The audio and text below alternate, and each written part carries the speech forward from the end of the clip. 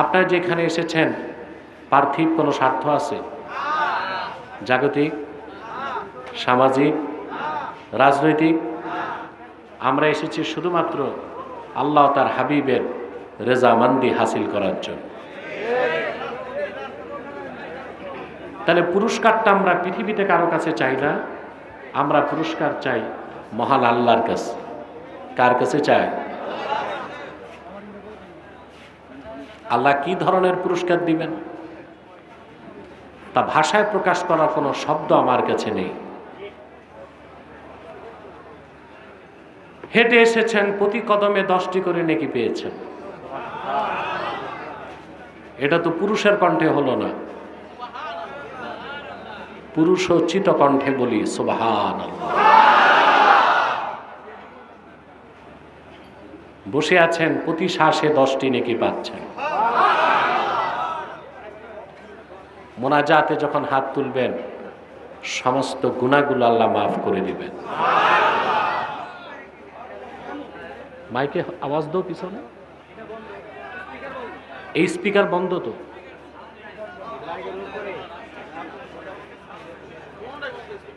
সম্মানিত সুধী,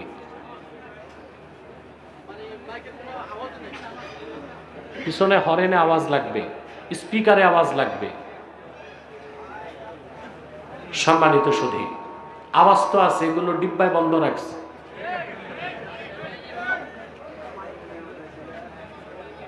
তাহলে তো টাকা পুরা পাবা না, সেটিং করো ঠিক মতো। পিছনে হর্ন বাজতেছে। প্রিয় সুধী, আমরা যখন মুনাজাত করব আল্লাহ তাআলা গুনাহগুলোকে মাফ করে দিবেন। শয়তানের এখন কিছুই করার নাই, একটা প্রজেক্ট আছে, মুনাজাতের আগে উঠানো যায় কিনা। আমরা নেক নিয়ত করে শয়তানের নাপাক গালে একটি চপেটা ঘাত করতে চাই। আমরা নিয়ত করছি কিছুক্ষণ পরে আজকের মুনাজাত করে গুনাহ মাফ করে নিষ্পাপ বেহেশতি আল্লাহওয়ালা হয়ে বাড়ি যেতে চাই। কারা কারা হাত তুলে আল্লাহ তাআলা কে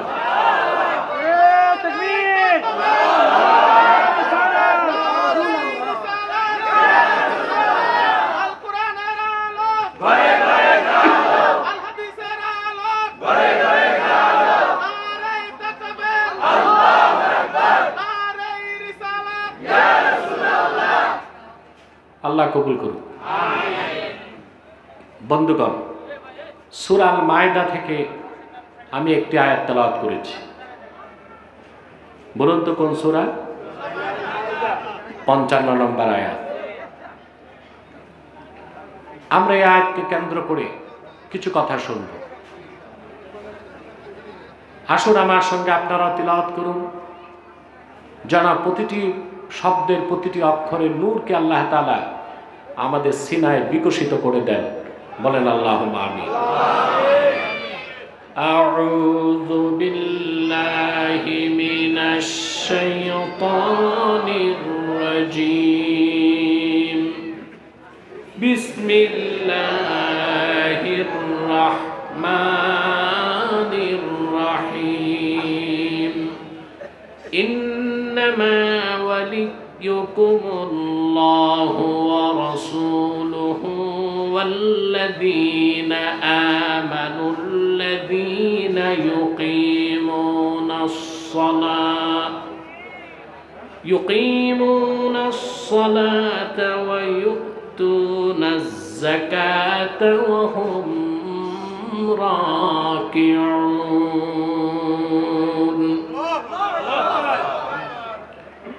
আল্লাহ তাআলা বলেন,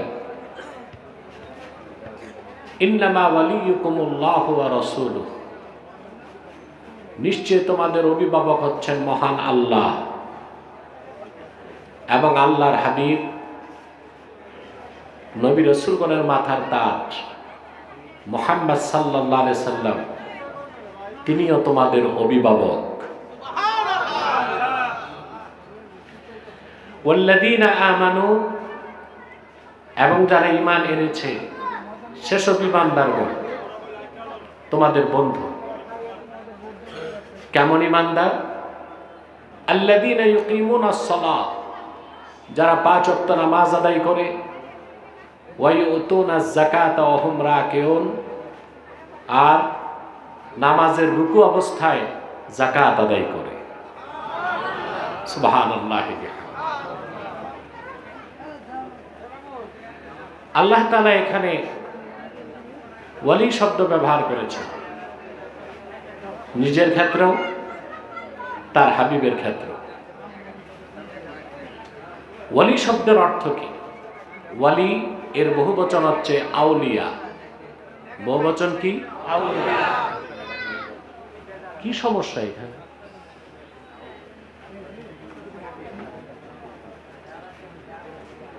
ওয়ালি শব্দের বহুবচন হচ্ছে আউলিয়া। আল্লাহ সুবহানাহু ওয়া তাআলা ওয়ালি শব্দ থেকে কোরআন কারীমে 3টি অর্থ নিয়েছেন। কয়টি?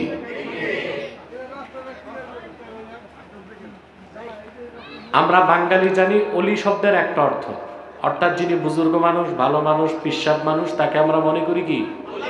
ওলি। আমরা এই একটা অর্থ জানি, বাকি অর্থগুলো। ওয়ালি শব্দের একটা অর্থ হচ্ছে নাসির, সাহায্যকারী। ওয়ালি শব্দের একটা অর্থ হচ্ছে মুহিব, বন্ধু। ওলি শব্দের একটা অর্থ হচ্ছে গার্ডিয়ান, অভিভাবক। কয়টা অর্থ? যেমন আল্লাহ রাব্বুল আলামিন বলেন, ইন্না ওয়ালিয়াল্লাহুল্লাযী নাযালাল কিতাবা ওয়া হুয়া ইয়াতাওয়াল্লাস সালিহিন। নিশ্চয় আমার ওয়ালি আমার আল্লাহ, যিনি কোরআন নাজিল করেছেন আর আপন নেককার বান্দাদেরকে পৃষ্ঠপোষকতা করে। এখানে ওয়ালি অর্থ নাসের, সাহায্যকারী।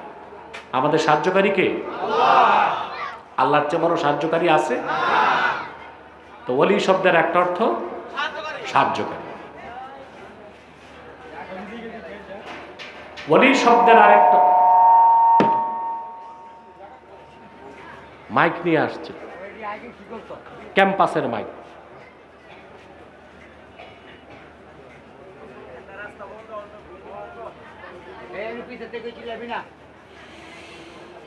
আল্লাহ। ওয়ালি শব্দের আরেকটা অর্থ হচ্ছে মুহিব, বন্ধু। সুবহানাল্লাহ। আল্লাহর ওলিকে আল্লাহর ওলি কেন বলি? আল্লাহর ওলি আল্লাহর বন্ধু, ঠিক না? ওলি শব্দের আরেকটা অর্থ বন্ধু।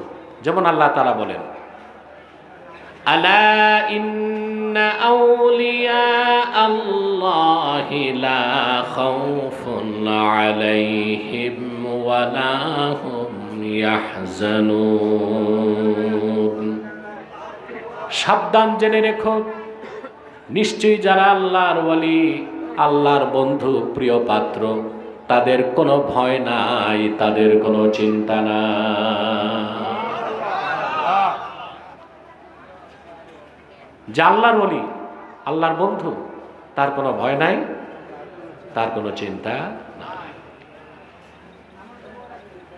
আল্লাহর ওলি হতে আমরা প্রত্যেক মুসলমানই আল্লাহর ওলি হতে পারি। আমাদের ধারণা ওলি হওয়াটা রেস্ট্রিক্টেড, সবাই ওলি হইতে পারে না। না, ইসলামে এইরকম বেইনসাফি নাই, বেইনসাফি নাই। আমাদের ধারণা ওলি হতে হলে মুরিদ লাগবে, খানকা লাগবে, দরবার লাগবে। আমরা তাই বুঝি না। বিষয়টা কি এরকম? ইসলামের প্রতিটি কাজকর্ম ইনসাফ এবং ন্যায়পরায়ণতার মানদণ্ডে উত্তীর্ণ, বলেন সুবহানাল্লাহ।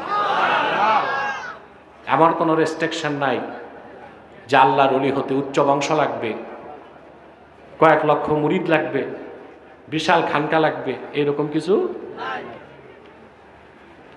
প্রত্যেক মুসলমান চেষ্টা করলে আল্লাহর ওলি হইতে পারে। আপনার খুশি হলেন না? প্রত্যেক মুসলমান চেষ্টা করলে আল্লাহর ওলি হইতে পারে।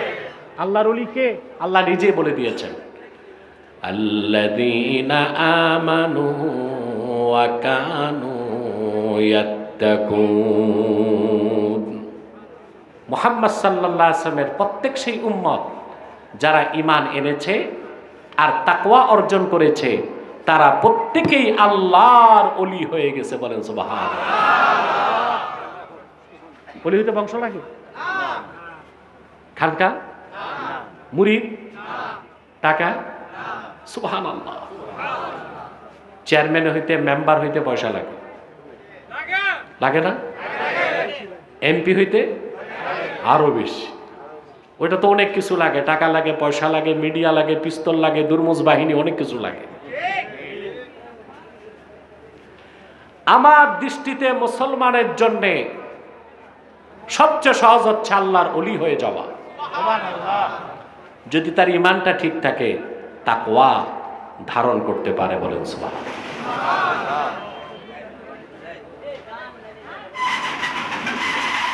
আল্লামা হাফিজ ইবনু কাসির রাহমাতুল্লাহি আলাইহি তাফসীরুল কুরআনিল আযীমের মধ্যে লিখেছেন, মান কানা মুমিনান তাকিয়া কানা লিল্লাহি ওয়ালিয়া। সুবহানাল্লাহ। মান কানা মুমিনান তাকিয়া কানা লিল্লাহি ওয়ালিয়া। আল্লাহর হাবিবের প্রত্যেক উম্মত যার ঈমান আছে, তাকওয়া আছে, সে লোকটাই আল্লাহর ওলির খাতায় তার নাম লিখে ফেললো। বলেন সুবহানাল্লাহ। যার তাকওয়া যত বেশি হবে, ওলি হিসেবে তার দাম তত বাড়বে। বলেন সুবহানাল্লাহ। আপনি দেখেন না, ইসলামের মধ্যে শ্রেণী বৈষম্য নাই, বংশের কৌলিন্য নাই, কে সম্ভ্রান্ত কে বিত্তবান এর কোনো মূল্য আল্লাহর কাছে নাই। আল্লাহর কাছে মূল্যবান হবার মানদণ্ড হচ্ছে ঈমান এবং তাকওয়া। ঈমান এবং কে মনিব কে গোলাম, এগুলো কিচ্ছু নাই ইসলামে। সব সমান, এক কাতারে। সব কি? এক কাতারে। বুখারী শরীফে একটা হাদিস এসছে, বিশিষ্ট তাবি মারুর তিনি বর্ণনা করেন, লাকিতু আবা যাররিন বিররাবাজা ওয়া আলাইহি হুল্লাতুন ওয়া আলা গুলামিহি হুল্লা। মারুর বলেন, আমি রাবাজা নামক জায়গায়, রাবাজা হচ্ছে মদিনাতুল মুনাওয়ারা থেকে একটু দূরে একটা আরবের জায়গা, সেখানে আমার সাক্ষাৎ হলো রাসূলুল্লাহ সাল্লাল্লাহু আলাইহি সাল্লামের জলিলুল কদর সাহাবী আবু যর গেফারির সাথে। এখন আমি দেখলাম আবু যর গেফারির শরীরে যেই রকম পোশাক, ওই একই কোয়ালিটির একই রঙের পোশাক তার গোলামের শরীরে। সুবহানাল্লাহ বলবেন না? সামনে সব মানুষ না, পিছনেও কিছু আছে? হ্যাঁ, প্রজেক্টর আছে নাকি? এমডিতেই দাঁড়ায় আছে তো, আওয়াজ না করলেই তো ভালো হয়। কিন্তু আমার মনে হয় পিছনে একটা প্রজেক্টর রাখা দরকার ছিল, যেহেতু সামনে জায়গা নাই, পিছনে প্রজেক্টর হলে খুব ভালো হতো। সামনে এগুলো খেয়াল রাখতে হবে ইনশাআল্লাহ। আমাদের তো ধৈর্য আছে। চিন্তা করেন, মারুর বলেন, আমি দেখলাম রাসূলুল্লাহর সাহাবী আবু যর গেফারি শরীরে যেই রঙের যেই কোয়ালিটির পোশাক, একই রকম পোশাক তার গোলামের শরীরে। আমি তো অবাক হয়ে গেলাম, মনিবের শরীরে যেই রকম পোশাক, গোলামের শরীরে একই রকম পোশাক, এইটা কেন? আবু যর গেফারিকে জিজ্ঞেস করলাম, ভাই কারণটা কি? ভাই তো না, সাহাবী, হুজুর কারণটা কি? আবু যর গেফারি রাদিয়াল্লাহু তাআলা আনহু তখন বললেন, ইন্নী সাবাবতু রাজুলান ফাআইয়ারতুহু বিউম্মিহি। আমি রাসূলুল্লাহর আরেকজন সাহাবীকে খোঁটা দিয়েছিলাম। কি দিয়েছিলাম? খোঁটা দিয়েছিলাম, গালি দিয়েছিলাম। গালিটা কোনো অশ্লীল গালি না, আমি তার মাকে নিয়ে খোঁটা দিছি। এটা আবার হাদিসের ব্যাখ্যা আসছে হযরত বেলালকে। হযরত বেলাল কালো ছিলেন। আবু যর গেফারি একদিন হযরত বেলালকে বলেছেন, ইয়া ইবনা সাউদা, ইয়া ইবনে সাউদা, হে কালো মহিলার ছেলে। বাস এতটুকুই গালি, কোনো খারাপ কথা না। রাসূলুল্লাহ সাল্লাল্লাহু আলাইহি ওয়াসাল্লাম এই কথা শুনে আমাকে ধমক দিয়ে বললেন, আবু যার,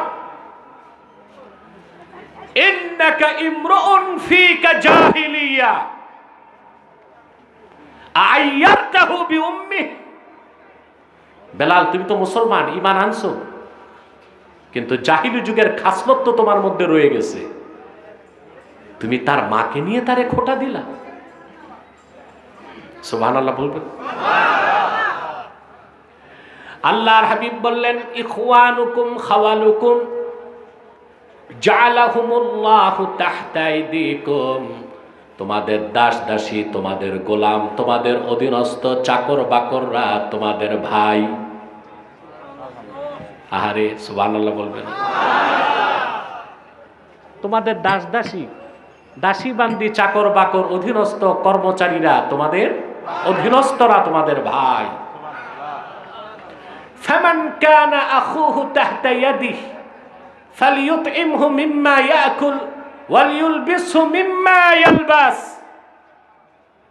তোমাদের মধ্যে যদি কারো অধীনস্থ কেউ থাকে, চাকর হোক, দাস হোক, দাসী হোক, গোলাম হোক, তাহলে তোমাদের মধ্যে মনিব যা খাবে তাই যেন তারে খাওয়ায়, মনিব যা পরবে তাই যেন তারে পরিধান করায়। বলেন সুবহানাল্লাহ। সেজন্য আমার শরীরে যেই রকম পোশাক, আমার গোলামের শরীরেও সেই রকম পোশাক। ইসলামের শ্রেণী বৈষম্য আছে? জোরে বলেন। ইসলামের চেয়ে বেশি ইনসাফ কোথাও নাই। ইসলামের বাইরে ইনসাফ খোঁজাই হচ্ছে বেইনসাফি। সেজন্য বলি ভাইরা, ওলি হবার জন্য বংশ লাগে না, টাকা লাগে না। যে কোনো মানুষ ঈমান আনার মাধ্যমে, নেক আমলের মাধ্যমে আল্লাহর প্রিয় পাত্র হইতে পারে। ইসলাম ছাড়া অন্য যত মানব রচিত, মিথ্যা আশ্রিত, কল্পিত, সংস্কৃতি নির্ভর ধর্ম আছে পৃথিবীতে, ওগুলোতে দেখেন ব্রাহ্মণের ছেলেই ব্রাহ্মণ হতে পারে, শূদ্র ক্ষত্র ও যদি গীতা বেদ মুখস্থ করে ফেলে, ও আর ব্রাহ্মণ হওয়ার সুযোগ আছে না। পাদ্রী পুরোহিতের ক্ষেত্রে এই নিয়ম। ইসলাম এখানে মানবতার ঝান্ডাকে সমুন্নত করেছে। হযরত বেলাল রাদিয়াল্লাহু তাআলা আনহু আবিসিনিয়ার কৃতদাস, ১৫০০ বছর আগে তার বাজার মূল্য ছিল মাত্র ৬ দিরহাম। ঈমান আর তাকওয়ার বলে হযরত বেলালের মর্যাদা কোথায় চলে গেছিল? সহিহ আল বুখারীতে এসেছে, হযরতে ওমর রাদিয়াল্লাহু তাআলা আনহুর মতো মানুষ একদিন বললেন, আবু বকরিন সাইয়্যিদুনা ফাআতাকা সাইয়্যিদানা। হযরত ওমরের মতো মানুষ বলেছেন, আমাদের একজন নেতার নাম আবু বকর, আর তিনি আজাদ করেছেন আরেকজন নেতা, তার নাম বেলাল। কুরাইশ বংশের শ্রেষ্ঠ সন্তানদের একজন, অর্ধেক পৃথিবীর শাসক, ধুলার তখতে বসে যিনি সারা দুনিয়া শাসন করলেন, হযরত ওমর খলিফাতুল মুসলিমিন, হযরত বেলালের মতো একজন আবিসিনিয়ার কাফরি গোলামকে নেতা বলে স্বীকৃতি দিলেন।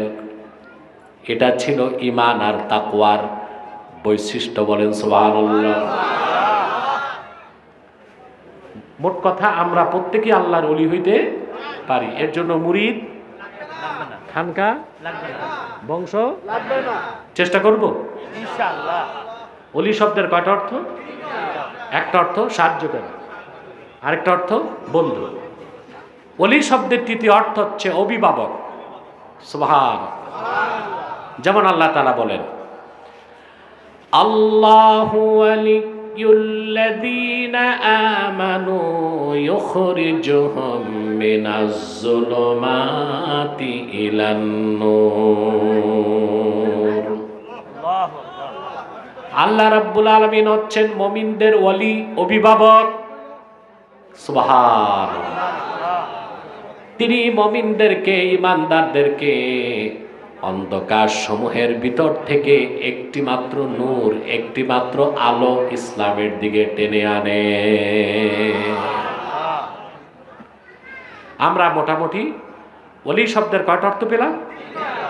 ওলি শব্দের অর্থ সাহায্যকারী, ওলি শব্দের অর্থ হচ্ছে বন্ধু, ওলি শব্দের অর্থ হচ্ছে অভিভাবক। এখন এখানে আল্লাহ তাআলা ওলি শব্দ ব্যবহার করছেন নিজের ক্ষেত্র, তার হাবিবের ক্ষেত্রে, আবার উম্মতের মুমিনদের ক্ষেত্রে। অর্থ কোথায় কি হবে? আমার কথা বুঝতেছেন নিশ্চয়?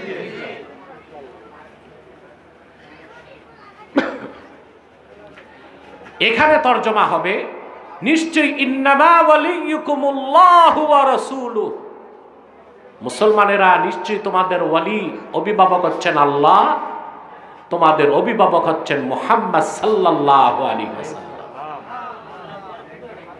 ওয়াল্লাযীনা আমানু, আর যারা ঈমানদার তারাও তোমাদের বন্ধু হিসেবে অভিভাবক। বন্ধু হিসেবে কেমন মুসলমান? আল্লাযীনা ইউকিমুনাস সালাহ, যারা নামাজ আদায় করে, ওয়া ইউতুনাজ যাকাতা ওয়া হুম রাকিউন, আর নামাজে থেকে যাকাত দিয়ে দেয়। এটার ব্যাখ্যা আছে। নামাজে থাকলে যাকাত দেওয়া যায় না, যাকাত দিতে সময় নামাজ পড়া যায় না, এখানে কথাটা ব্যতিক্রম। অর্থাৎ তারা যাকাত দেয় কখন? নামাজের রুকু অবস্থায়। সুবহানাল্লাহ। ব্যাখ্যাটা আমি করে দিব যদি ধৈর্য ধরেন আর আমাকে যদি সুযোগ দেন ইনশাআল্লাহ। প্রিয় বন্ধুগণ, আল্লাহ আমাদের অভিভাবক, এটাকে ব্যাখ্যা করার দরকার আছে। তিনি আমাদের স্রষ্টা, তিনি লালন পালন করেন, তিনি নিয়ন্ত্রণ করেন, তিনি মৃত্যু দেন, তিনি জান্নাত দিবেন, তিনি জাহান্নাম দিবেন। তিনি হচ্ছেন খালিকু কুল্লি শাই, সব কিছু স্রষ্টা। তিনি আমাদের অভিভাবক। সুবহানাল্লাহ। আল্লাহর হাবিব মুহাম্মদ সাল্লাল্লাহু আলাইহি সাল্লাম আমাদের অভিভাবক।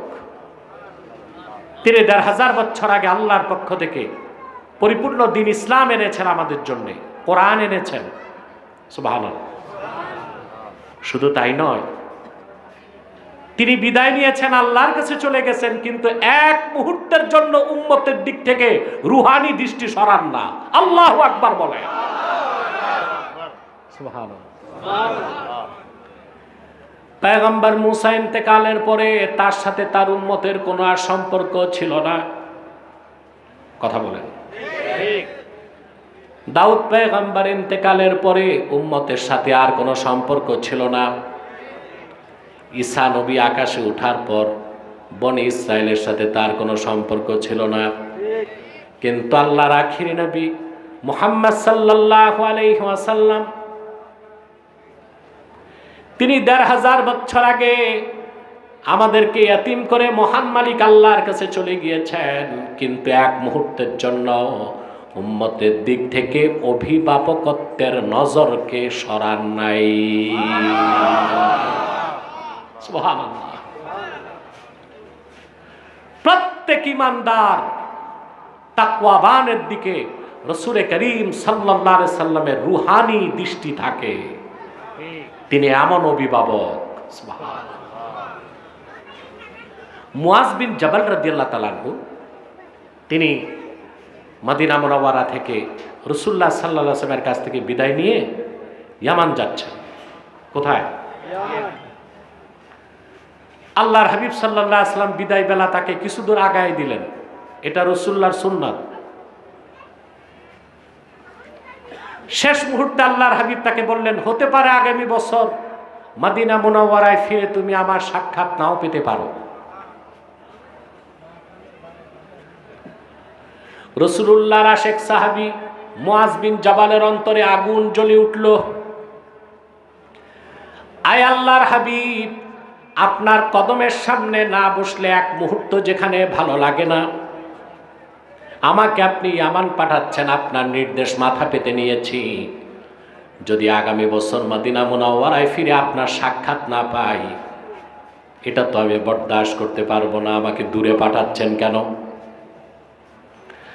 আল্লাহর হাবিব বললেন, মুআজ মনে রেখো, ইন্না আওলান নাসে বিয়াল মুত্তাকুন, আমার উম্মতের প্রত্যেক ইমানদার তাকওয়াবান মুত্তাকি আমার রহমতের নজরের কাছেই থাকে, যত দূরে চলে যায়। আল্লাহু আকবার। ইন্না আওলান নাসি বিয়াল মুত্তাকুন, আমার উম্মতের মধ্যে যে ইমানদার তাকওয়াবান মুত্তাকি, সে যেখানেই থাক আমার রহমতের নজরের কাছেই থাকে। মান কানু হাইসু কানু, তারা যেই হোক যেখানেই থাক। সুবহানাল্লাহ বলবেন না? রাসূলুল্লাহ সাল্লাল্লাহু আলাইহি ওয়াসাল্লাম কি রকম অভিভাবক! সাহাবায়ে কেরামকে আল্লাহর হাবিব বলেছেন, সাহাবীরা, আমি দুনিয়া থেকে চলে গেলে তোমরা নিরাশ হয়ো না, দুঃখ করো না, শোক করো না। তুরাজু আলাইয়া আমালুকুম, তোমাদের সমস্ত আমলগুলোকে আমি রাসূলকে দেখানো হবে। ফামা রাআইতু মিন খাইরিন ফাহামিদতুল্লাহ আলাইহি ওয়া মা রাআইতু মিন শাররিন ফাস্তাগফারতুল্লাহ লাকুম, আমি যখন দেখব তোমরা নেক আমল করছো, আমি আল্লাহর প্রশংসা আদায় করব, আর যখন দেখব তোমরা গুনার কাজ করছো, আমি রাসূল আল্লাহর কাছে তোমাদের জন্য ক্ষমা চাইব।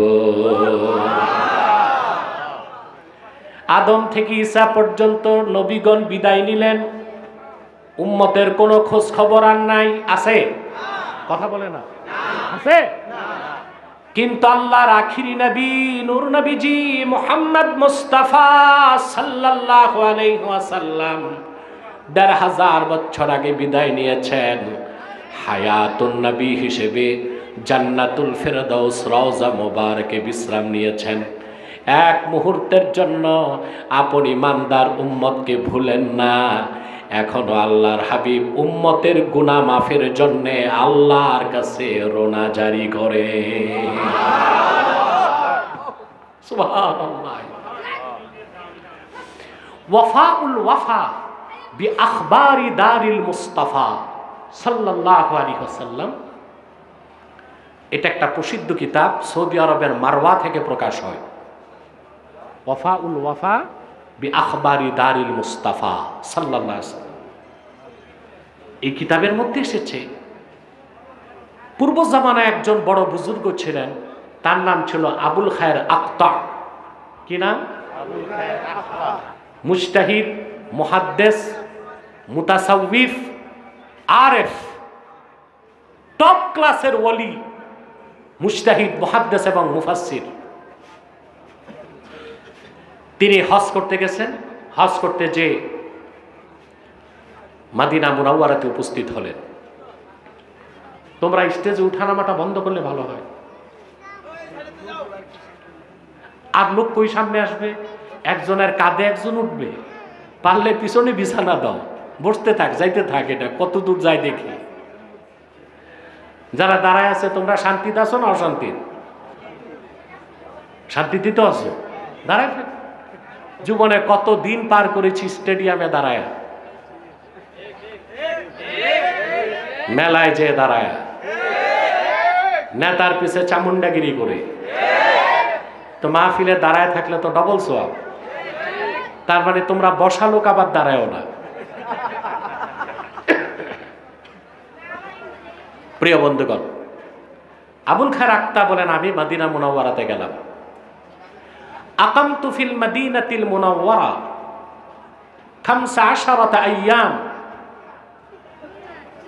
মা যুক্তু যাওয়াকান ইল্লাল মা। মদিনা মুনাওয়ারাতে গেলাম, 15 দিন থাকলাম, পকেটে টাকা ছিল না, পানি ছাড়া কিছু জিব্বায় দিতে পারি নাই। সুবহানাল্লাহ বলবেন?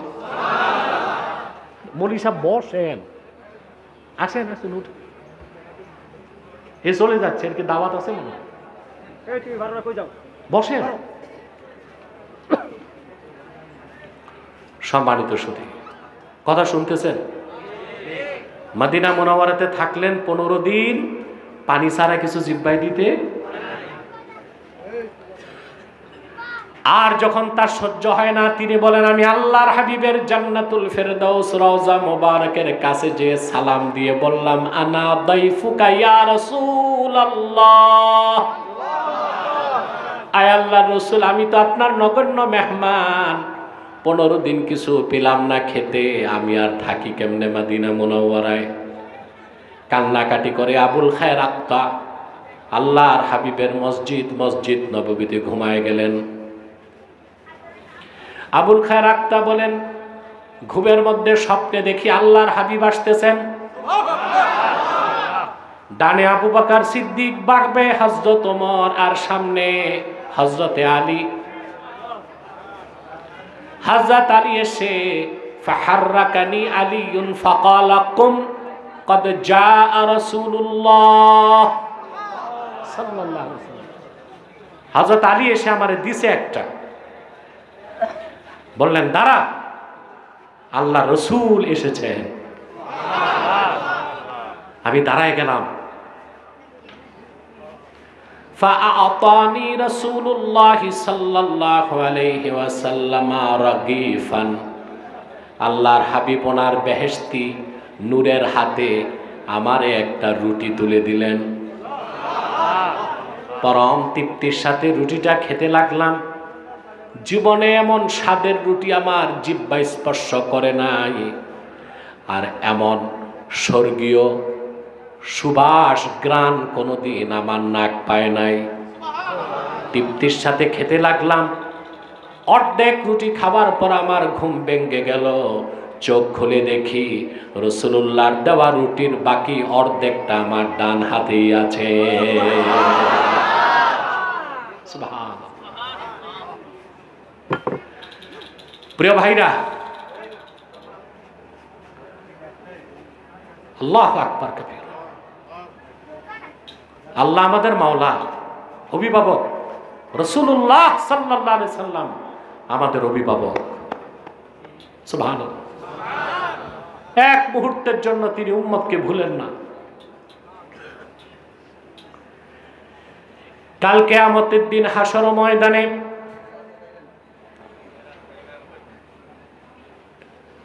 পৃথিবীর মানুষগুলো স্থির হয়ে যাবে শাফাতের জন্য। নবীগণের সাথে উম্মতদের কোনো সম্পর্ক থাকবে না। নবীগণ বেকুল হয়ে যাবেন শাফাতে কুবরার জন্য। বুখারী শরীফের হাদিস, আল্লাহর পয়গম্বরগণ সিদ্ধান্ত নেবেন, চলো হযরত আদমের কাছে যাই।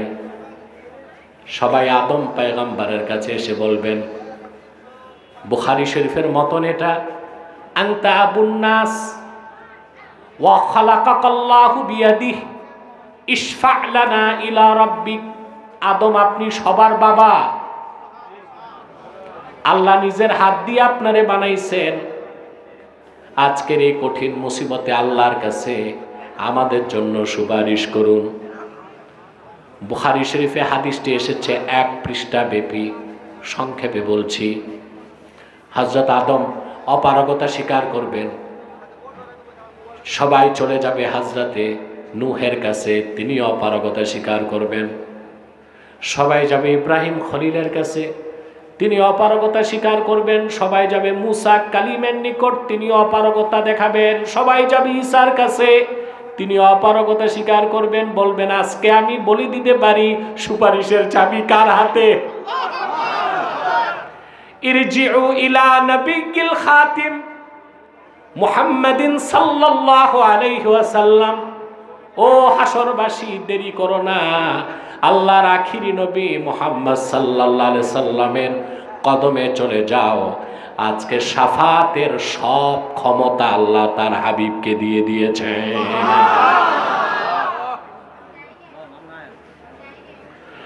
লোকেরা সব দৌড়িয়ে আসবে। প্রিয় ভাইরা আমার, আজকে সাধারণ মানুষের জন্য দুঃখ লাগে, তার চেয়ে বেশি দুঃখ লাগে কিছু বক্তা তক্তা, কিছু স্কলার ভণ্ড আলেমের জন্যে, যারা ওয়াজ করতে যে আল্লাহ তার রাসূলের মর্যাদার কথাটা খেয়াল রাখতে পারে না।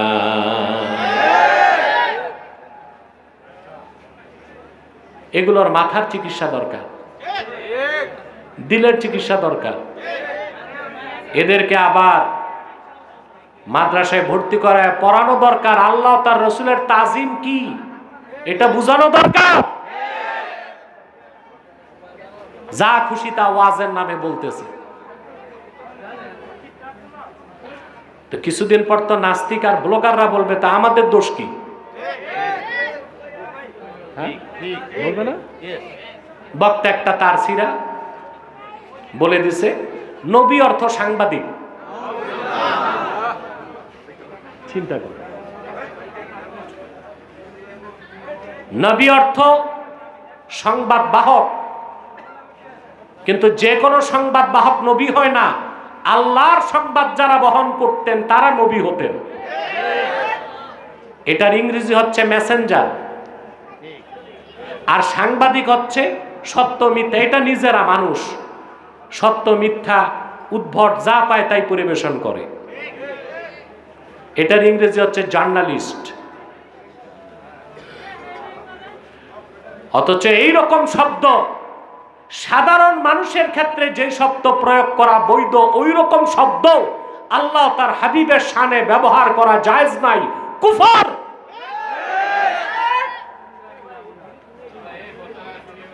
বক্তাকে আমরা নক করেছি তওবা করার জন্য, যে তওবার পথে না আসে কঠোর ব্যবস্থা নেওয়া হবে। নাস্তিকরা বেয়াদবি করে, আমরা তাদের ফাঁসি চাই। আর দাড়ি টুপি লাগায় মৌলবীর বেশে বেয়াদবি করলে শাস্তি হবে না, এটা কেমন ইনসাফ? ওর তো শাস্তি আরো বেশি হওয়া দরকার, ঠিক কিনা? আমার ভাইয়েরা, হাসর ময়দানে ইমানদার লোকগুলো দাঁড়াবে ময়দানে, উম্মতে মুহাম্মাদের আলেম যারা তারা দাঁড়াবে নূরের মিম্বরে, পূর্বের পয়গম্বরগণ দাঁড়াবেন নূরের মিম্বরে। কিন্তু সারওয়ারে কায়নাত বিশ্ব নবী আমার নূর নবী মুহাম্মদ সাল্লাল্লাহু আলাইহি ওয়াসাল্লাম হাসরে সবার সাথে দাঁড়াবেন না, আল্লাহর আরশে আজিমের মাকামে মাহমুদে নূর নবীজি দাঁড়াবে।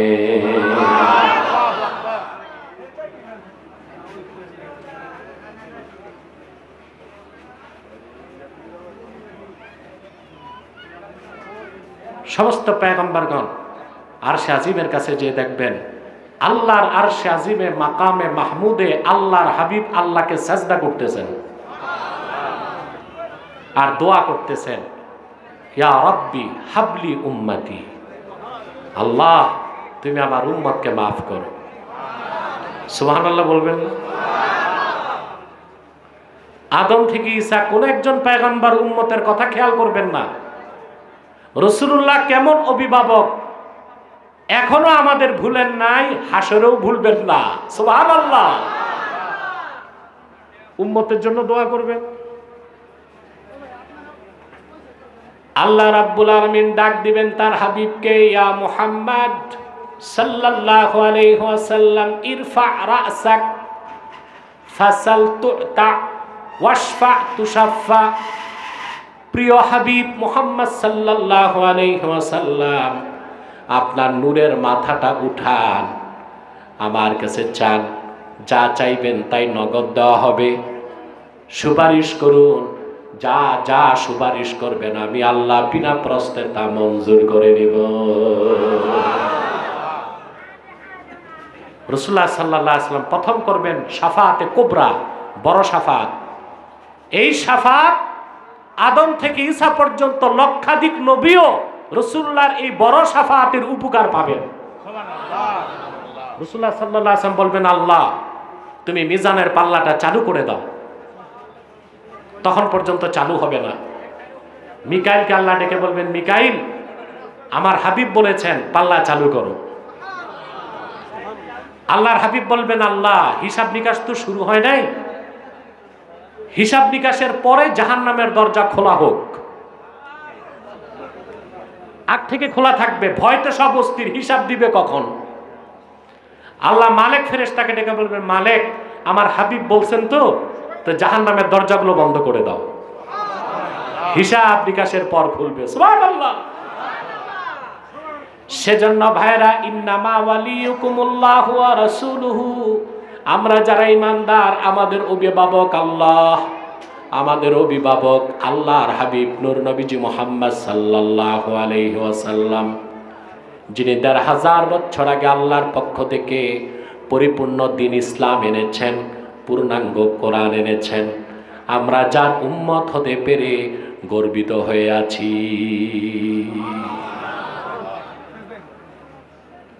তারপরে আল্লাহ তাআলা বলেন, ওয়াল্লাযীনা আমানু, এবং যারা ঈমানদার তারাও তোমাদের বন্ধু কিংবা অভিভাবক, নেতা। সুবহানাল্লাহ বলেন। কেমন ঈমানদার? আল্লাহ আবার শর্ত দিয়েছেন, আল্লাযীনা ইউকিমুনাস সালাহ, যারা ৫ ওয়াক্ত নামাজ আদায় করে, ওয়া ইউতুনাজ যাকাতা, যাকাত আদায় করে, ওয়া হুম রাকিউন, রুকু অবস্থায়। বলছিলাম না এখানে ব্যাখ্যা আছে, বলছিলাম নামাজ পড়লাম যাকাত দিলাম, এটা তো বুঝি। নামাজের রুকুতে যাকাত দেওয়া এটা আবার কেমন কাজ? এটা আমি 12 থেকে 14টা তাফসিরে দেখেছি। আমি যে মতটা বলছি এই মতটা এনেছেন, অন্যান্য মতও এনেছেন। সেরেফ একটা তাফসির দেখেছি ইমাম নাসাফির লেখা, তিনি হানাফি ছিলেন, বুঝলেন? 700 হিজরিতে তার জন্ম, বহু আগের। ইমামে নাসাফি তার তাফসিরে এই আয়াতের ব্যাখ্যা করতে যে একটাই মত এনেছেন। অন্যান্য তাফসিরে ভিন্ন ভিন্ন মত এসেছে, কিন্তু নাসাফিতে একটাই মত এসেছে। আমি আপনাদের তা শোনাচ্ছি। হযরতে আলী রাদিয়াল্লাহু তাআলা আনহু, তিনি একদিন মসজিদ নববীতে নামাজ পড়তেছিলেন। এমন সময় এক ভিক্ষুক এসে বলতেছে, আতিনি লিল্লাহি শাইআ, আল্লাহর রাস্তায় আমারে কিছু ভিক্ষা দেন। ভিক্ষুকদের অভ্যাস হচ্ছে, এরা কিন্তু সময় বুঝে না। সময় বুঝে? এখন দেখেন না আমাদের দেশে ভিক্ষুকরা লাশবাহী গাড়িতে যেও, অ্যাম্বুলেন্সেও, এখনকার ভিক্ষুকদের আবার দর বেড়ে গেছে, 10 টাকা নেয় না, কমসে কম 50 টাকা, ঠিক না? যাই হোক, তবে আমার একটা জিনিস খারাপ লাগে, বাংলাদেশে গুলশান বনানীতে কিছু অ্যারিস্টোক্রেট এরিয়া আছে, যেখানে সিটি কর্পোরেশন লিখে দিছে ভিক্ষুক মুক্ত এলাকা, মানে ভিক্ষুকরা ওই এলাকায় যেতে, এটা কি বৈষম্য না? কথা বলেন। ভিক্ষুক তো এই দেশের মানুষ, ক্যান্টনমেন্টে ঢুকতে পারবে না, সংসদে ঢুকতে পারবে না, গুলশান বনানীতেও যাবে না, এটা কেমন কথা? ভিক্ষুক মুক্ত এলাকা না লেখে বরং প্রত্যেক ভিক্ষুককে পুনর্বাসনের মাধ্যমে চাকরি বাকরির ব্যবস্থা করো, এটা সরকারের কাজ। ভিক্ষুক মুক্ত এলাকা ঘোষণা করা কোনো মানবিক সরকারের কাজ না। যত মানবতা আর উদারতা আমরা দেখাই সব খাতায় কলমে, বাস্তবে এটা আমরা যে ভিক্ষুক এটা বললাম, এটা হওয়া উচিত না। ভিক্ষুকরা যেখানে খুশি সেখানে। আপনি কি মনে করছেন ভিক্ষুক শুধু বাংলাদেশে? আরে এইখানে কারা ভাই, তোমরা একটু দেখো না।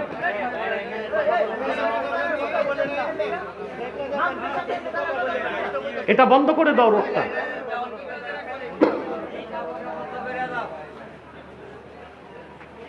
আপনি কি মনে করছেন ভিক্ষুক শুধু বাংলাদেশে?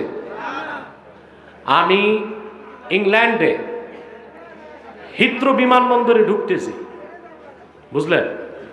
বিমানবন্দরের সদর দরজা পার হওয়ার পর শার্ট, টি শার্ট, জিন্সের প্যান্ট, বিদেশি কিডস, খুব হ্যান্ডসাম এক ছেলে এসে হাত ধরে বলতেছে, please help me, I am from Canada.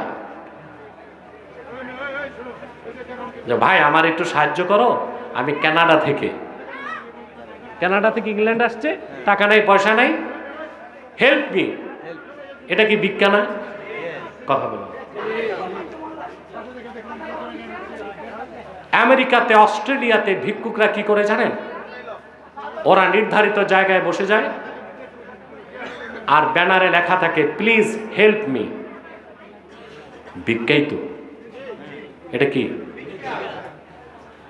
আবার যারা বিভিন্ন ট্রাক থেকে সড়কে সড়কে দাঁড় করায় পয়সা নেয়, ওটাও তো ভিক্ষা। ওটা কি? ওটার নাম দিয়েছে বিট। কি নাম দিয়েছে? চাঁদা। আমি মনে করি এটাও ভিক্ষা। এটা হচ্ছে সহিংস ভিক্ষা, আর ফকিরে করে অহিংস ভিক্ষা। ফকিরে কি করে? অহিংস ভিক্ষা। আর চাঁদাবাজরা করে সহিংস ভিক্ষা। আর হিজড়ারা করে নির্লজ্জ ভিক্ষা। ভিক্ষারও টাইপ আছে। কোন বাসায় বাচ্চা হয়েছে, 10-12টা হিজড়া চলে আসবে, টাকা না দিলে আর যাবে না। এটা হচ্ছে নির্লজ্জ ভিক্ষা। চাঁদাবাজদেরটা হচ্ছে সহিংস ভিক্ষা, বাঁশ দিয়া গাড়ি থামায়া ভিক্ষা নেয়। আর ফকির মিসকিন করে অহিংস ভিক্ষা।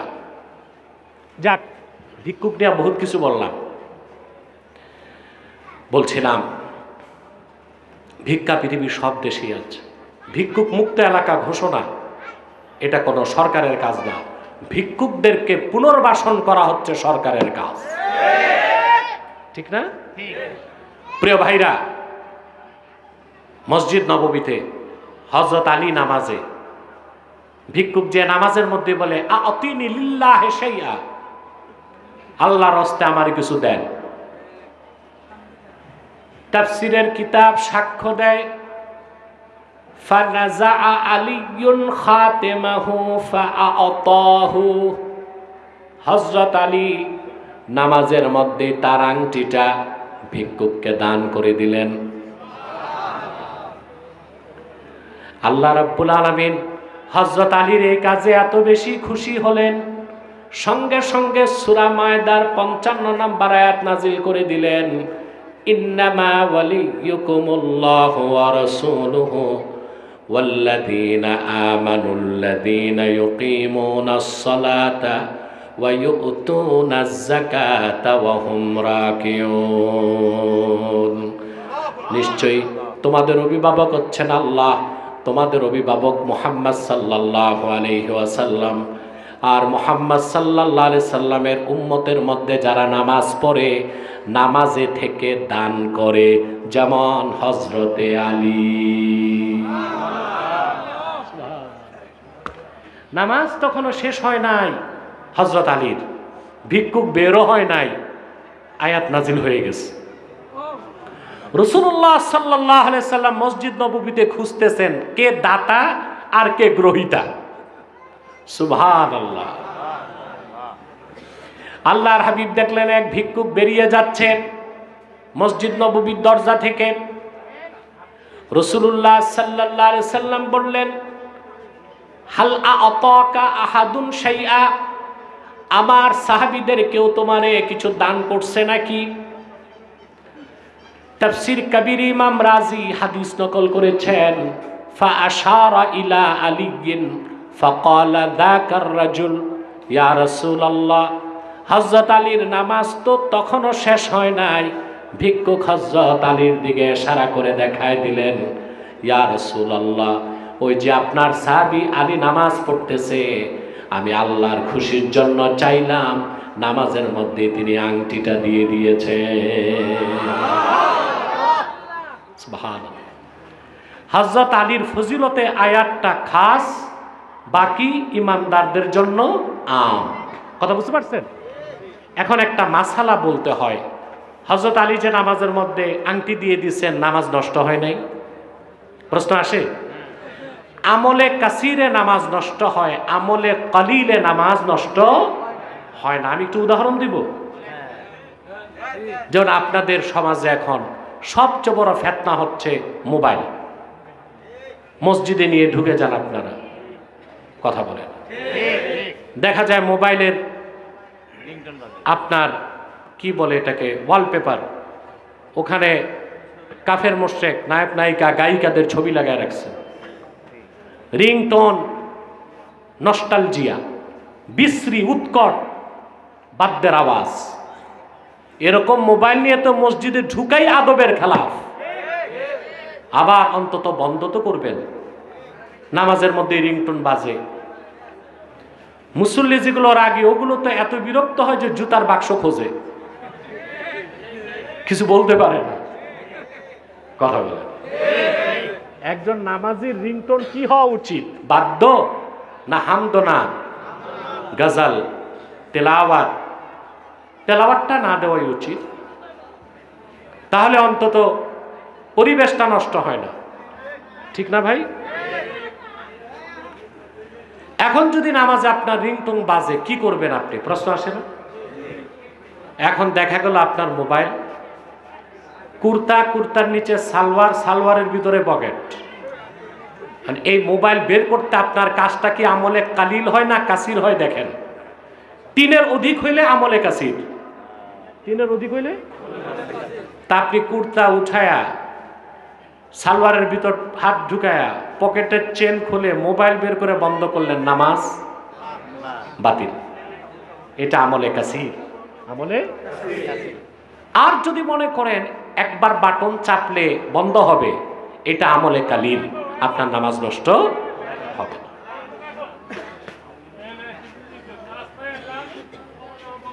প্রিয় বন্ধুগণ, তাহলে হযরত আলী রাদিয়াল্লাহু তাআলা আনহু কোন রিওয়ায়াতে এসেছে তিনি নিজেও খোলেন নাই, হাতটা তুলে ধরছেন, ভিক্ষুক খুলে নিয়ে নিচ্ছেন। সুবহানাল্লাহ।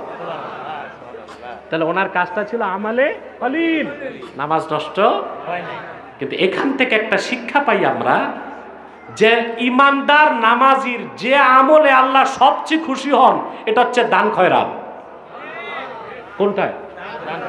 মানুষের উপকার, ক্ষুধার্ত বুভুক্ষ মানুষকে খাদ্য তুলে দেওয়া, গৃহহীনকে ঘর দেওয়া, কুমারী মেয়ের বিয়ে করিয়ে দেওয়া, অসচ্ছল মানুষের বাচ্চাকে স্কুলে ভর্তি করে দেওয়া, এই যে মানবিক সাহায্য সহযোগিতা, এটা যদি আল্লাহ সন্তুষ্টির জন্য হয়, প্রতিটি দান খয়রাত ফি সাবিলিল্লাহ দান করার হয়ে যাবে। বলেন সুবহানাল্লাহ।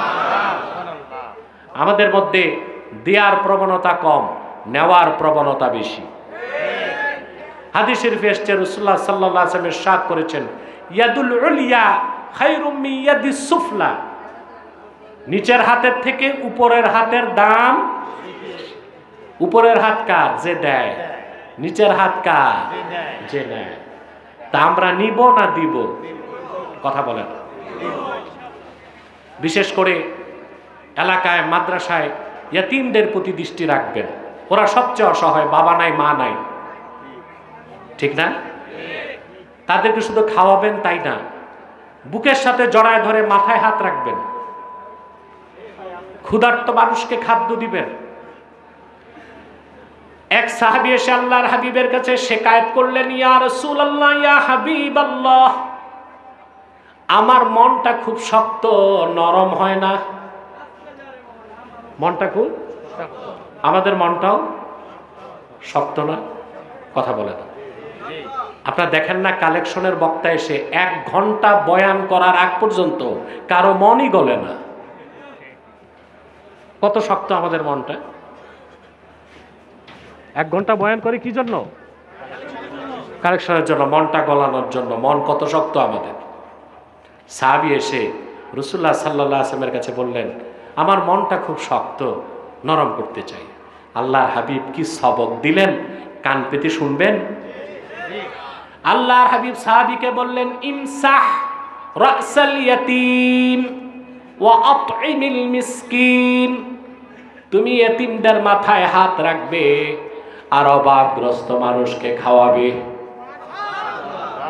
তার মানে যে ব্যক্তি এতিমের মাথায় আদরে সোহাগে হাত রাখে, অভাবগ্রস্ত মানুষকে পানাহার করায়, আল্লাহ তার মনের মধ্যে রহমতের দরিয়া বানায় দেয়। তার মন গলে যায়, মন নরম থাকে।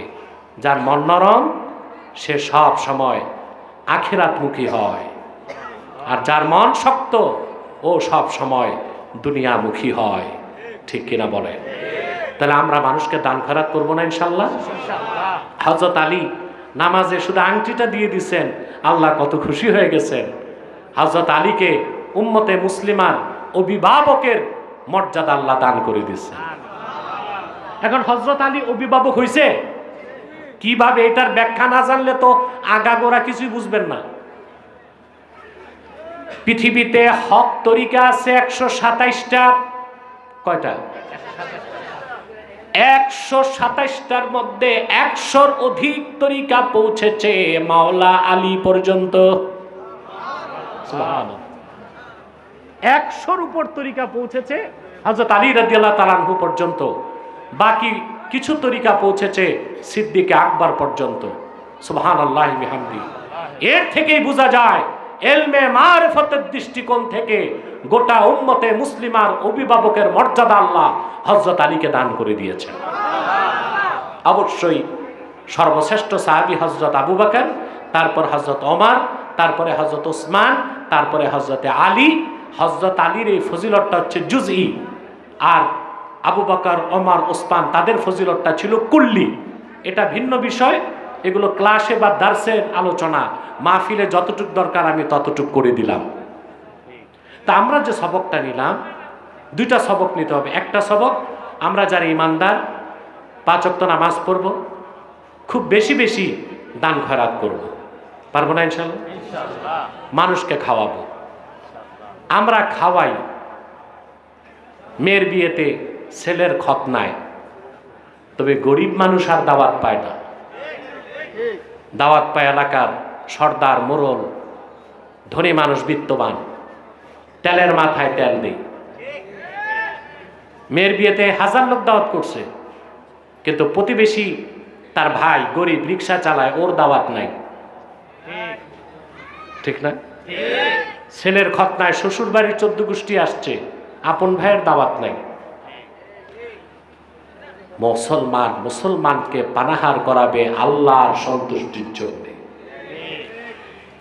ইন্নামা নুতইমুকুম লিওয়াজহিল্লাহি লা নুরিদু মিনকুম জাযাআও ওয়ালা শুকুরা।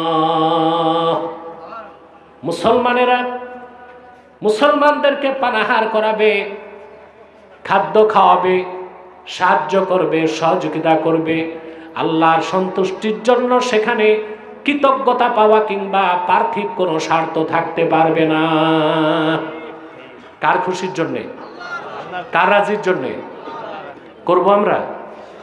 কথা বলে না, করবো তো ইনশাল্লাহ।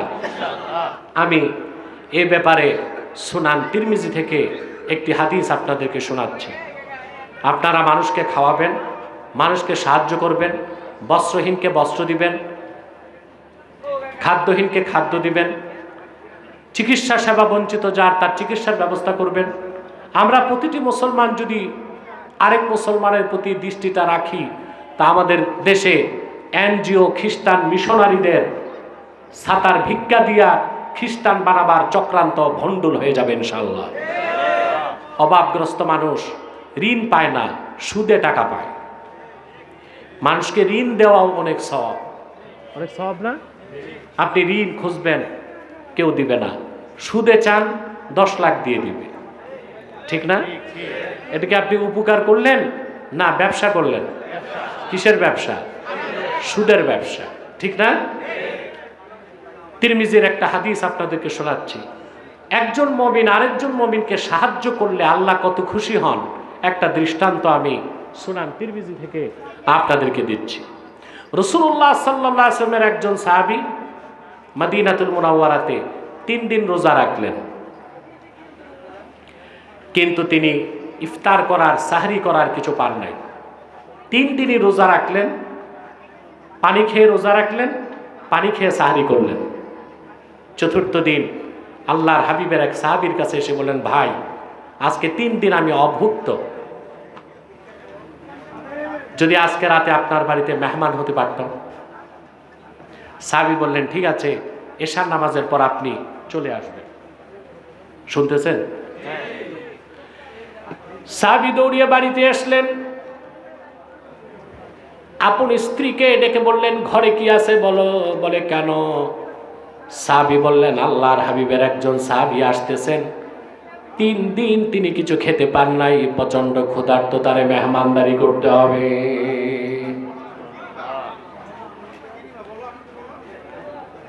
স্ত্রী জবাব দিলেন, ঘরে আছে একজনের খানা, আমরা আছি 3 জন, স্বামী স্ত্রী 2 জন, আর ঘরে একজন শিশু বাচ্চা। সাহাবী বললেন, আজকে আমরা কেউ খাবো না, সবাই অভুক্ত থাকবো, সবটুকুন খানা আল্লাহর হাবিবের সাহাবীর সামনে আমরা দিয়ে দিব। স্ত্রী বললেন, আমি আর আপনি না খেয়ে থাকলাম সমস্যা নাই, ছোট বাচ্চাটা কেমন করে না খেয়ে রাত কাটায় দিবে তা তো বুঝি না। সাহাবী তখন শিক্ষা দিলেন স্ত্রীকে, নওয়িনিস সাবিয়্যা ক্বাবলা সালাতিল ইশা, এশার নামাজের আগে ছোট বাচ্চাটারে তুমি ঘুম পাড়ায় দাও, ঘুমে ঘুমে তার রাত কেটে যাবে, খাবারের দরকার হবে না। যখন মেহমানের সামনে খাবারের খাজান চাইনে রাখবা, কৌশলে বাতিটা নিবায় দিও, কারণ মেহমান যদি আমাদেরকে সঙ্গে নিয়ে খেতে বসেন তার খানায় টান পড়ে যাবে। অন্ধকার ঘরে আমরা খালি পাত্রের মধ্যে স্বামী স্ত্রী হাত উঠাবো নামাবো, এতে মেহমান তৃপ্তি পেয়ে যাবে যে আমরাও খাচ্ছি। একজন মুসলমান আরেকজন মুসলমানকে উপকার করার ক্ষেত্রে কতটা নিঃস্বার্থ হন, আল্লাহর হাবিবের মহান সাহাবীগণের সিরাত থেকে আমরা তা খুঁজে পাই।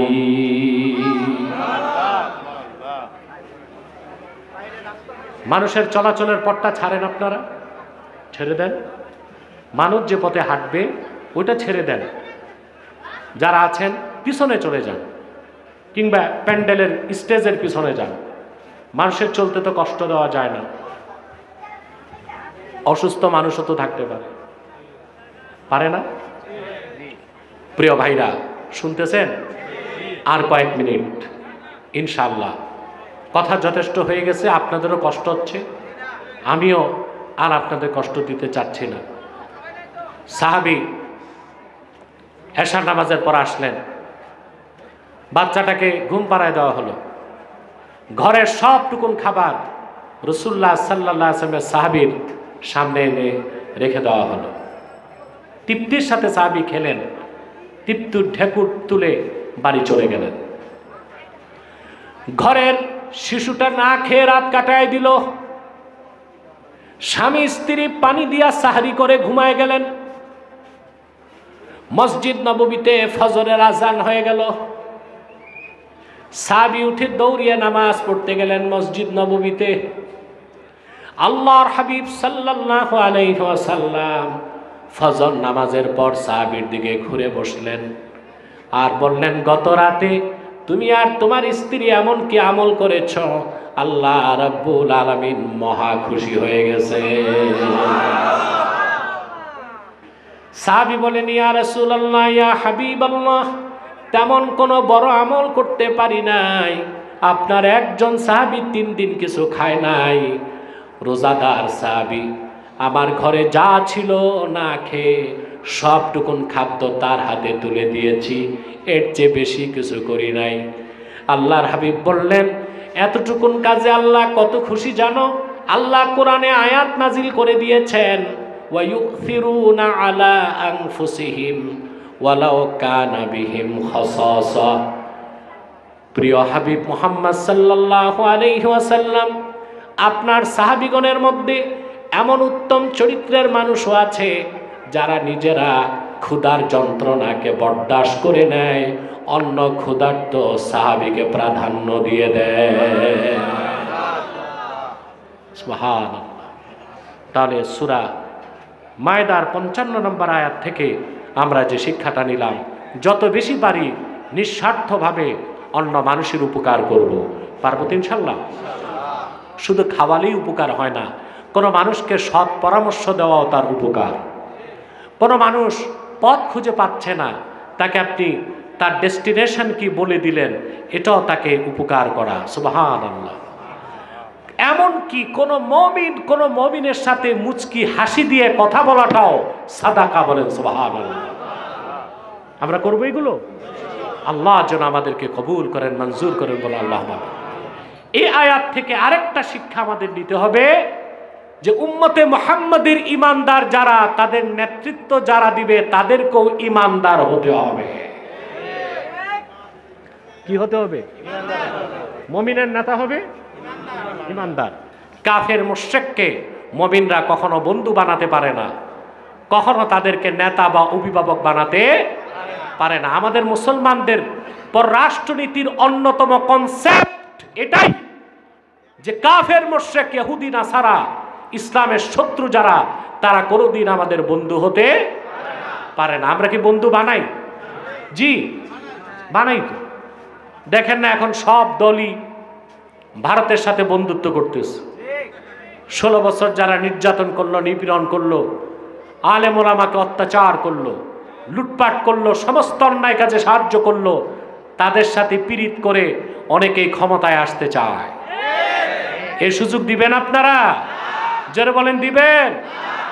ওরা তো আমাদের শত্রু, পত্তলিকরা আমাদের শত্রু, ইহুদি খ্রিস্টান আমাদের শত্রু, ইসলামের শত্রু, তারা কোনোদিন আমাদের বন্ধু হতে পারে না। আল্লাহ রাব্বুল আলামিন কোরআন কারীমে বলে দিয়েছেন, ইয়া আইয়ুহাল্লাযীনা আমানু লা তাত্তাখিদুল ইয়াহুদা ওয়ান নাসারা আউলিয়া বা'দুহুম আউলিয়াউ বা'দ। হে ঈমানদারগণ, তোমরা ইহুদিদেরকে, খ্রিস্টানদেরকে বন্ধু বানিও না, অভিভাবক বানায়ও না, আপন হিসেবে গ্রহণ করো না। করা যাবে? কারণ তারা পরস্পরের বন্ধু।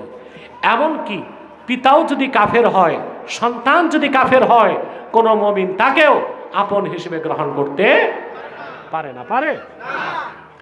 আল্লাহ তাআলা বলেন, ইয়া আইয়ুহাল্লাযীনা আমানু লা তাত্তাখিযু আবাআকুম ওয়া আবনাআকুম আউলিয়া ইন ইসতাহাব্বুল কুফরা আলাল ঈমান।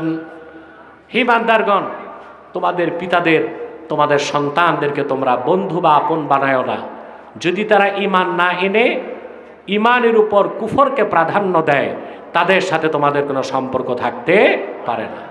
যারা 1500 বছর আগ থেকে যেসব ইহুদি খ্রিস্টান পত্তলিকরা মুসলমানের দুশ্মন হলো, দুশ্মনী করে আসলো মুসলমানের সাথে, তাদের উত্তরসূরিরা এখনো দুশ্মনী করে যাচ্ছে। আল কুফরু মিল্লাতুন ওয়াহিদা, সমস্ত কুফরি শিরকি জাতিগুলো একটি জাতি, তারা কোনোদিন মুসলমানের বন্ধু হতে পারে না। আপনারা দেখেন না, ফিলিস্তিনের দিকে তাকায় দেখেন, আজকে 70 বছরের বেশি সময় থেকে, 1917 সালের পর থেকে সেখানে মুসলমানকে কষ্ট দেওয়া হচ্ছে। 1948 সাল থেকে যুদ্ধ চলছে মুসলমানদের সাথে ইহুদিদের, কিন্তু আজ পর্যন্ত তথাকথিত জাতিসংঘের মাধ্যমে ইসরায়েলকে 1 ঘন্টার জন্য অবরোধ দেওয়া হয় না। দিছে? অবরোধ দিতে পারে না? কথা বলে না। আমেরিকা স্যাংশন দিয়েছে উত্তর কোরিয়াকে, স্যাংশন দিয়েছে ভেনেজুয়েলাকে, স্যাংশন দিয়েছে ইরানকে, দিয়েছে রাশিয়াকে, কিন্তু যুগের পর যুগ যে অত্যাচারী ইহুদিরা ফিলিস্তিনে নিরীহ মুসলমানকে হত্যা করছে পাখির মতো গুলি করে, তাদের বিরুদ্ধে জাতিসংঘের কোনো ভূমিকা নাই, পশ্চিমাদের কোনো ভূমিকা নাই। এর থেকে বোঝা যায় কাফেরেরা সব জোটবদ্ধ, তারা কোনোদিন মুসলমানের বন্ধু হতে পারে না, মুসলমানের বন্ধু হতে পারে না। তাহলে আমাদের পররাষ্ট্র নীতিটা হবে এইরকম যে আমাদের প্রতিবেশী হোক, দূরের হোক, অমুসলিম রাষ্ট্রের সাথে মুসলিম রাষ্ট্রের অর্থনৈতিক চুক্তি হতে পারে, বাণিজ্যিক চুক্তি হতে পারে, সামরিক চুক্তিও হতে পারে, কিন্তু ভ্রাতৃপ্রতিম সম্পর্ক হতে পারে না, বন্ধুত্বের সম্পর্ক হতে পারে না। এই বিশ্বাস আমাদেরকে হৃদয়ে লালন করতে হবে, ঠিক কিনা বলে? দেখেন না আপনি, ভারতে মুসলমানদেরকে অত্যাচার করা হচ্ছে, তাদের আইডি কার্ড ছিনে নেওয়া হচ্ছে, বাপ দাদার বাড়ি থেকে বের করে দেওয়া হচ্ছে, মুসলমানদের বাড়িগুলো বুলডোজার দিয়ে মাটির সাথে মিশিয়ে দিচ্ছে, বানারসে, লখনউতে, এলাহাবাদে, বিশেষ করে ইউপিতে। আর আমার দেশে দেখেন কত মৌলবী, পীর সাহেব, নেতারা হিন্দুদের পূজা মণ্ডপে যে লাড্ডু খাচ্ছে, বলে পূজা মণ্ডপে লাড্ডু খাচ্ছে। কেউ তো আবার মূর্তির সামনে হাত জোর করে দাঁড়ায় গেছে, কেউ আবার শুকরিয়া আদায় করতেছে, 16 বছর পর পূজা মণ্ডপে আসছি, আলহামদুলিল্লাহ, নাউজুবিল্লাহ বলে। মৌলবীরা বুঝলো না মূর্তি সাজদা করাই শিরক না, সম্মানের সাথে মূর্তির সামনে দাঁড়ানোটাও শিরক। আমাদের সাংস্কৃতিক শিরক, রাজনৈতিক শিরকগুলোকেও বাদ দিতে হবে। আপনারা যতই যে লাড্ডু খান পূজা মণ্ডপে, ভারতের হিন্দুরা মুসলমানকে অত্যাচার করা ছাড়বে না, কারণ কোনদিন বেদিন বিজাতি অমুসলিম মুসলমানের বন্ধু হতে পারে না। অমুসলিমদেরকে মানবিক সাহায্য করা যাবে, খাদ্য নাই খাদ্য দিবেন, বস্ত্র নাই বস্ত্র নিবেন, অসুস্থ তাকে চিকিৎসা সেবাও দেওয়া যাবে, কিন্তু অমুসলিমদের কোনো ধর্মীয় অনুষ্ঠানে কোনো মুসলমান কোনোভাবেই যেতে পারে না।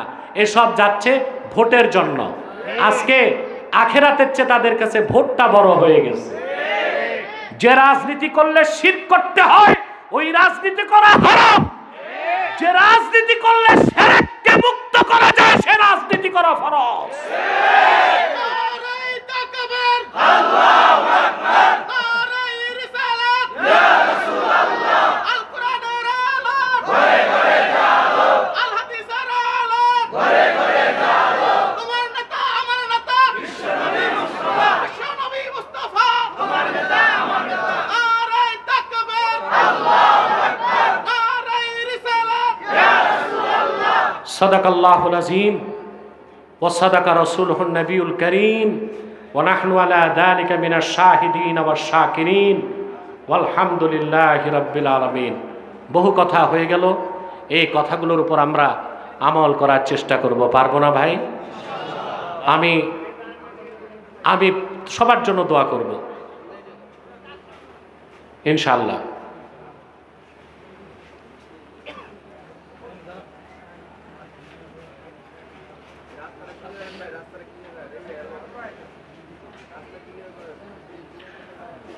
ঠিক আছে, দেখি এই লোকটা উঠছে কেন, তার কি মুনাজাত দরকার নাই?